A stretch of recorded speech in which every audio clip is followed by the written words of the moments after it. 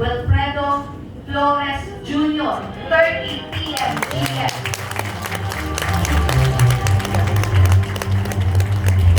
Thank you. Please take your seats. Thank you for your kind introduction, Charter President Marites Johnson.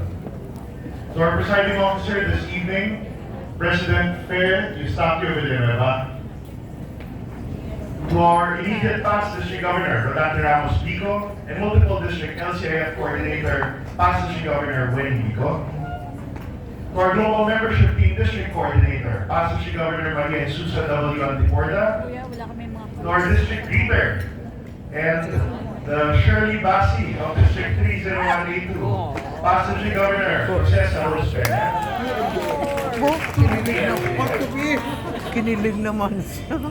To our guest from District 4 L6 in San Diego, California, USA, past District Governor J. Ruiz Jr., DMJF. To our first Vice District Governor, Apolinario Cortez. To all members of the District Cabinet here present today. To all visiting Lions Clubs, Leo Clubs. To all our guests, Friends of Lions, at sa inyong lahat, isang magandang gabi po. Magandang gabi po. Magandang gabi po. At the onset, I take special pleasure to be invited as keynote speaker on the occasion of the first anniversary and second induction ceremonies of the Cavite Grand Lions Club. It was not long ago, at the Grand Park Place Clubhouse in Imo City, when we welcomed last year your newly chartered club then, now celebrating its first charter anniversary. And what a year it has been. A year of rapid growth in membership, a year of great leadership development, a year of meaningful service and support to LCIF, and a year worth of experiences that now has yielded even more benefits to our district and our association. Lions International benefits from your active participation. 1 year ago, you were all aspiring members of our great organization. You stood at the doors of our Lions Clubs and sought to affiliate yourselves with our association. A year later, here we are today, and as we have heard in the messages and speeches given tonight, your achievements are nothing but stellar. You now have feathers on your cap, achievements that even older Lions clubs can only dream of achieving. And I think that deserves a warm round of applause. I'd like to ask your Charter President, Marites Johnson, to please rise. Charter President Marites, since your club's inception, you have led them and shown the way. It isn't something easy that a new lion could do. It is also quite the impressive feat that not only have you delivered on the goals asked of our immediate past District Governor Dante Pico, but you have proven your mettle by achieving excellence. You are a Club Excellence Awardee. Congratulations to you. The Club Excellence Award Program is the best template for any Lions Club president to have a basis for what he or she can do for his term of office. It is a blueprint, a template, a guide that any Lion Club leader, unbeknownst of what he or she may be getting into, can easily rely on to make sure that the president makes the most of his or her term. Increasing membership, attending trainings, reporting your service activities, supporting our foundation, and of course, marketing all of them. These and more are criteria which will gain recognition from our great organization.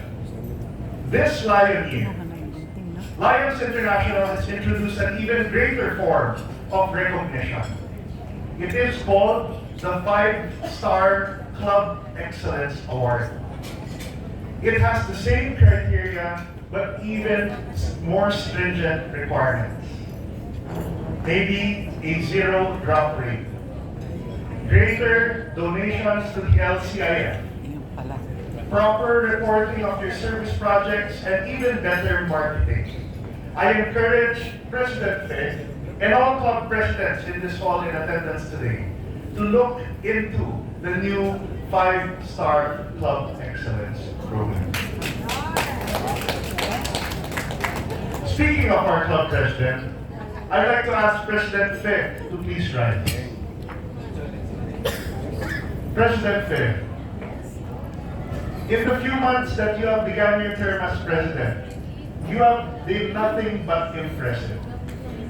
You have guided me and been with me when I took my oath of office as governor in Melbourne.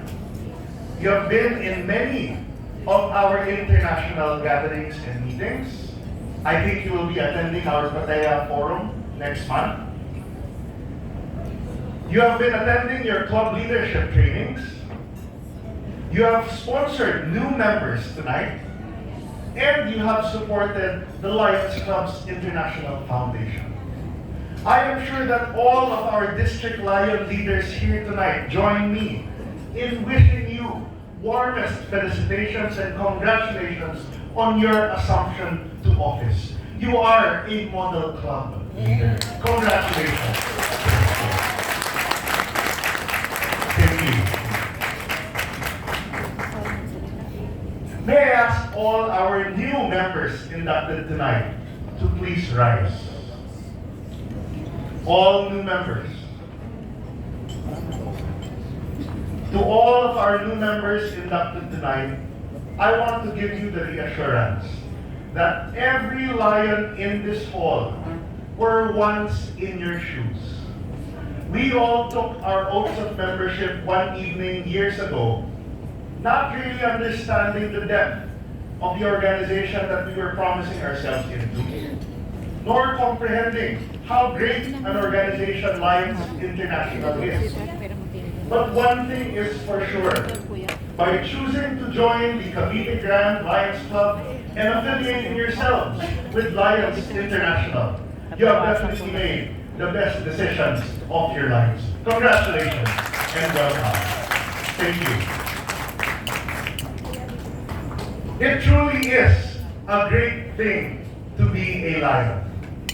Lions of decades, and even Lions of a few years will attest to that. It is because peoples from different backgrounds, beliefs, cultures, and religions across 200 countries and geographic areas are united under a single banner, a banner of service.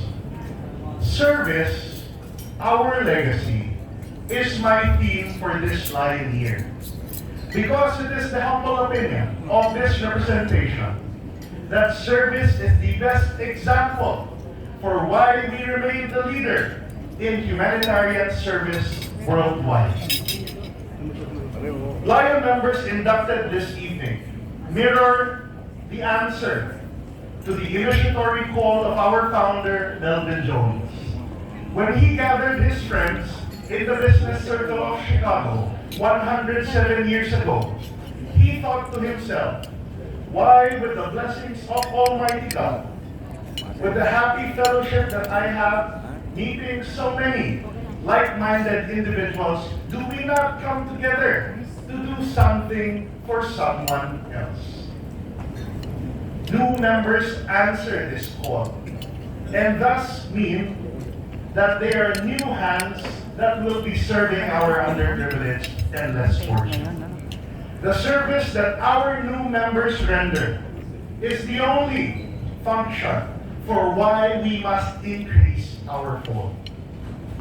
I am very glad that we have this evening a guest from California, USA. In fact, I have invited him months ago to our district induction, which was recently concluded last Saturday at the Okata, Manila. Unfortunately, scheduling would happen, and he would have to arrive earlier today. And it was on my thoughts that it would be great to introduce a seasoned and experienced Lion leader from a different jurisdiction for him to get to know us and the Cavite Grand Lions Club. We are very glad to have with us past District Governor J.J. Ruiz. Lions International may perhaps be the best platform for you to spread and share in the service that one can do. Palagi ko pong sinasabi, likas sa ating mga Pilipino ang maging matulungin. Pero kapag ating pinagbubuklod ang pagiging matulungin na iyon sa pamamagitan ng pagiging bahagi ng Lions International, doon ho lumalaki, lumalawak at gumaganda ang kaya nating ihatid na serbisyo. Isa po sa aking mga nais mangyari sa taon na ito ng aking pagiging governor ay matapos itong masabi ng ating mga miyembro na tunay kong ikinararangal at ipinagmamalaki na ako ay miyembro ng Lions International. We want to inspire pride, a sense, a feeling of happiness, of contentment, of being part of Lions International. At sa kabila ng ating pinagkakaibang pinanggagalingan, paniniwala at iba pa, naririyan ang ating organisasyon na nagbubuklod sa ating lahat. Hindi ho ba napaka-ganda?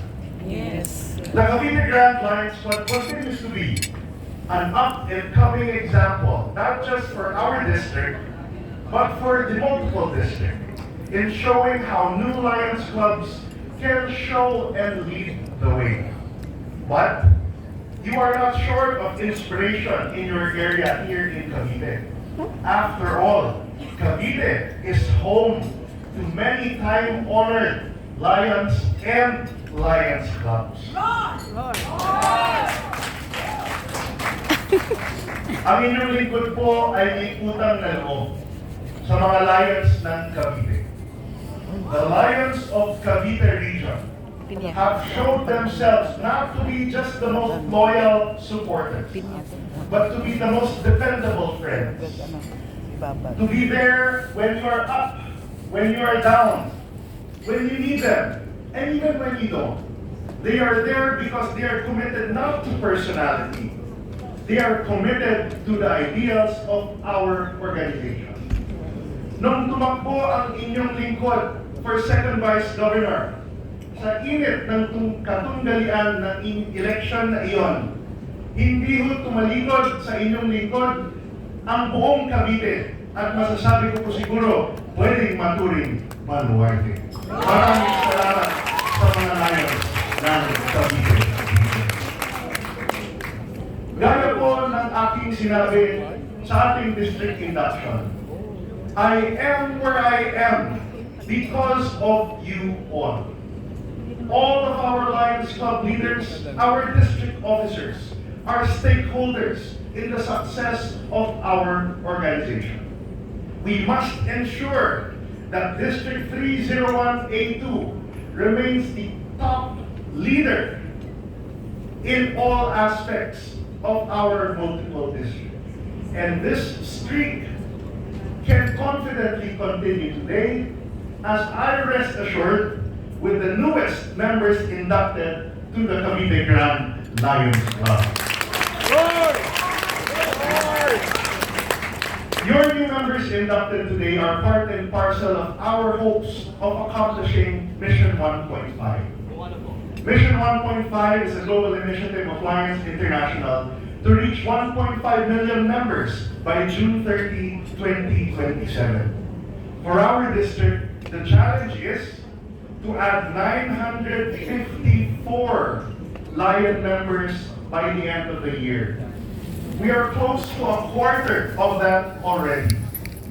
In fact, in aid of our existing Lions Clubs recruiting newer members, we have already chartered one new Lions Club, the Bacoor City Gold Medallion Lions Club. And we have two upcoming Lions Clubs, which I am pleased to announce in Laguna B region, the Santa Cruz Primero Lions Club, and in the Batangas B and Mindoro region, the Lemery Host Lions Club. This is a team effort. All of our Lion leaders must find ways to sponsor new members and new Lions Clubs. All our Lions Club leaders and officers must think of ways of introducing the Lions brand to newer and underserved communities. The more that we all work together, we can ensure that those vulnerable populations, the needs of theirs will be addressed sooner than later. Our District 30182 possesses what I call a happy problem.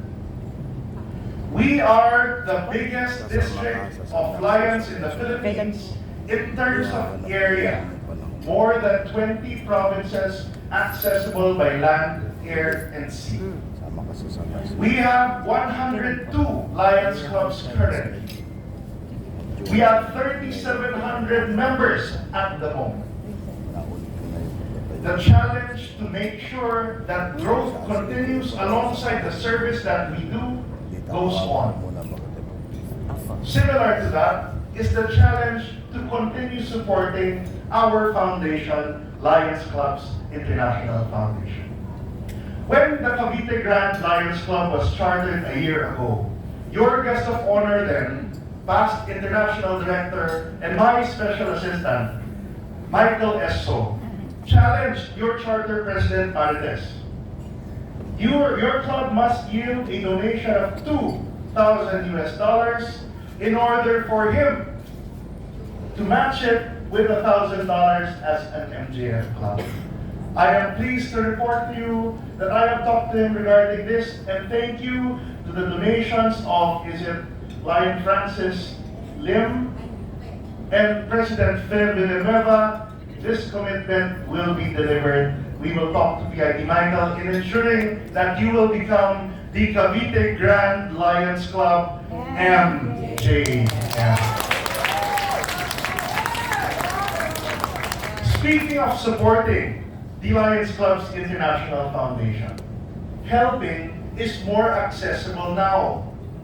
Gone are the days when we think, pang mayaman lang po yata pag Melvin Jones fellow. Para lang isang limpak-limpak ang pera. Hindi po. Now, you may donate through the Presidential Supporter Program, which makes donations available at the increments of $50 for a bronze pin, $100 for a silver pin, and $200 with a gold pin. I have a challenge now to President Feng. I was talking with our multiple district coordinator, PDG Wenny, earlier. Parang napakadali sa inyo mag-recruit ng new members.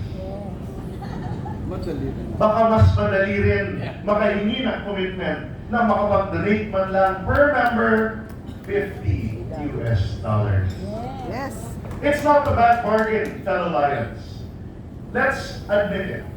Isang punta lang po natin sa mall, isang kainan, isang upo sa restaurant, or maybe a good cup of coffee. Lalabas rin ang $50 na yan sa month. And just the way that we justify our dues annually, where we divide and say to our proposed new members, hindi naman po mabigat ang dues ng Lions, gawa ng i-divide niyo po iyan sa ilang araw, sa isang taon, lalabas magkano po lamang iyan. Ang pagtulong sa LCIF ay pagiging bahagi ng isang lingap na hindi lamang dito po sa Pilipinas, kundi sa buong mundo. Ako po ay nagsiseminar para maging governor sa ating Melbourne Convention. Itinawag ang inyong lingkod. District Governor Flores, please rise. Ang district nyo, syempre hindi naman siya nagtatagalog ng English. Ang district nyo ay nakapag-donate last Lion Year under IPDG Dan Tidico ng $186,000 US. So, pumalakpak sila. Sobra! Hindi ba rin ang kasunod na sinabi, ikaw naman, District Governor-elect Sol, itaas mo ang donasyon ninyo ng 10%. Patay tayo dyan. Because an increase of 10% now means $200+ thousand US. But I believe there is no challenge that we cannot surpass, no obstacle we cannot hurdle, as long as napakarami sa atin ang nagmamalasakit. At batid ang pangangailangan na ito ay hindi pansarili at hindi para sa ating distrito, kundi para sa ating pwedeng matulungan sa buong mundo. Napatingin ako sa gitna. Dahil naman dito sa Cavite Region lamang naman, ang unang Lions Club sa buong Pilipinas na ang kanilang pangkalahatan, ibig sabihin lahat ng kanilang 47 members ay Melvin Jones Fellow lang naman. And that is none other than the Las Marinas 100% Engineer Lions Club, led by President Engineer Romy Kasaway. Pero Lions, inaanyayahan ko po, lahat tayo ay makipagkilala kay President Romy. Matuto tayo sa kanya. Dahil kanyang naipamalas sa kanyang mga miyembro na kapag tayo ay tumulong sa ating foundation, ang balik po niyan ay libu-libong grasya ang matatanggap. Nauubos na ang tagal. But then again, I said, it's not a difficult bargain. Lions International provides its members opportunities to be part of something greater than ourselves individually. And I hope many of the members newly inducted tonight of the Cavite Grand Lions Club can draw inspiration, not from me, but from the examples of our many fellow Lions who are themselves inspiration to yours. In closing, I'd like to thank all of our fellow Lions who joined our recently concluded anniversary and induction ceremony. I was surprised to learn that our attendance that evening, I think, surpassed 720, 730. It was a healthy and happy mix of Lions of our district with other districts, of leaders local and international. And that is what I want many of our clubs to learn. Ang Lions Club po natin, bata man po yan o matagal na, ay pabahagi ng isang malaki at masayang pamilya. Nagkikita tayo kahit man lang isang gabi sa isang taon for fellowship and to celebrate each other. We hope to have this continued support for the rest of the Lion Year. Second, on a little more serious note, I understand the devastation caused by the recent onslaught of the torrential downpour of Typhoon Christine, our international name Chami, to our jurisdiction. The areas of Bicol, Batangas, Laguna, and here in Cavite have had areas that are bad hit. And in coordination with our alert chairperson, Yel Sergio, our service coordinator, Julian Asita, and our MDLCIF coordinator, PDG Wemidico, we have undertaken the following steps. First, last night in the induction of the Bawan Centennial Lions Club in Batangas, we have approved the redirection of funds originally planned for Mindoro to be delivered to those hard-hit municipalities in the province of Batangas for immediate distribution this week.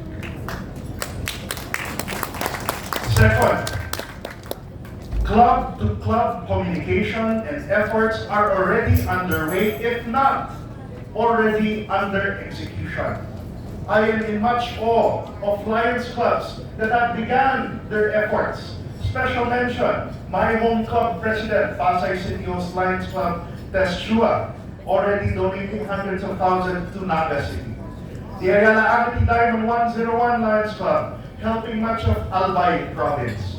Many of our Lions clubs beginning to connect to the Lions clubs in Daet, in Camarines Norte, in Bulan, in Sorsogon, in Narrow Island, in Masbate, and of course, assembling themselves for clubs here in Calabarzon. We applaud your efforts and encourage you to continue active coordination with Lions clubs in the stricken areas. Third, our district is now launching its own disaster relief fund. We are making sure that our help is orchestrated and ready whether or not calamity strikes.